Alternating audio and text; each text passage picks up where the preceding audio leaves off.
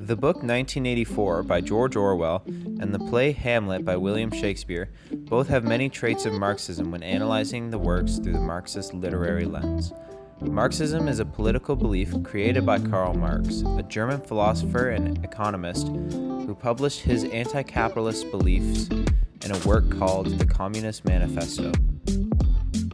Karl Marx lived through the age of the Industrial Revolution, a time of major economic growth around the world and the driving factor for the growth of capitalism. Because capitalism was able to grow so large during this period of history, exploitation of workers was prominent as well, due to the mass production of goods, which is why Karl Marx believed that capitalism would eventually fall to the exploited working class. The Communist Manifesto outlines class struggle, the belief in a classless society, and critiques capitalism as exploitive towards the lower classes, like stated before.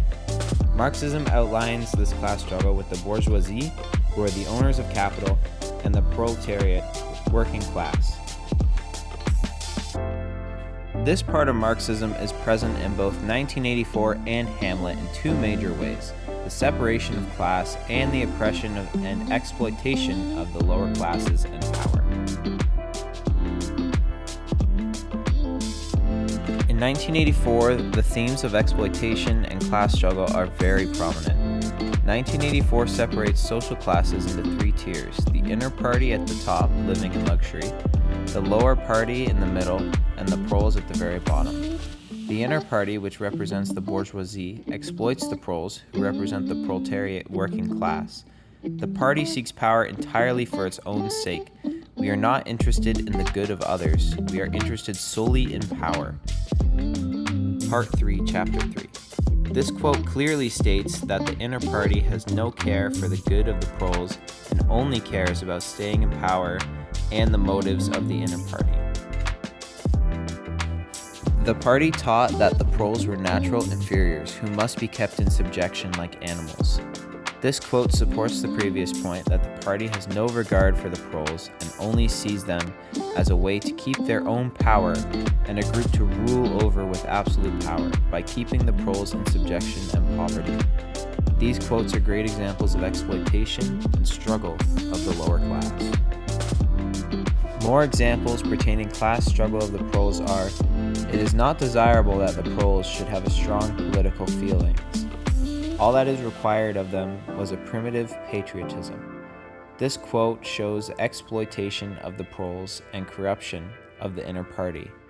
Another quote that is similar to the Marxist idea that the proletariat class will revolt against the bourgeoisie is a quote by Winston Smith, the main character of the book. If there is hope, it lies in the proles. This quote explains Winston's thought that the only hope to stop the party is with the proles. This is very similar to Karl Marx's idea that the working class will eventually revolt against the corrupt upper classes that were exploiting them. Hamlet also contains themes of exploitation and class division. Exploitation is prominent with the character Claudius, who kills his brother, the former king of Denmark, to obtain his crown. One of the most exploitive parts of Claudius's character is exploiting Gertrude, only marrying her to legitimize his own rule. The quote, "Something is rotten in the state of Denmark," acts as an introduction to the theme of corruption and exploitation. Then, when the ghost of King Hamlet reveals himself to Hamlet, the ghost says, "The serpent that did sting thy father's life now wears his crown." This confirms that there is in fact something rotten in the state of Denmark and confirms the corruption of Claudius. The theme of class division appears in Hamlet as well because the play takes time during monarchical rule. This theme appears most prominently in the gravedigger scene. The gravedigger says two quotes that relate to this theme. Is she to be buried in Christian burial when she willfully seeks her own salvation? This quote from the gravedigger explains his confusion about Ophelia still getting a Christian burial after she committed suicide due to the death of her father. Another quote that supports this is, Why there thou say'st, and the more pity that great folk should have countenance in this world to drown or hang themselves more than they're even Christian.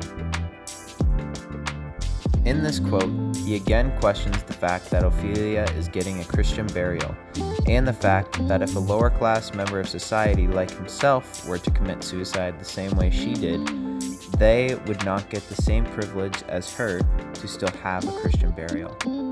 These show clear division between social classes in Hamlet, with the nobility and wealthier classes having much more privilege than the working class. Both 1984 and Hamlet share similarities to the Marxist ideas of class struggle, exploitation, and class division. In 1984, examples of exploitation and struggles of the lower class were very prominent, with the party ruling with absolute power over the proles and only showing interest in their own affairs. In Hamlet, themes of exploitation and class division are very prominent as well, with Claudius exploiting Gertrude for power over Denmark and clear privileges of the upper class with Ophelia's Christian burial.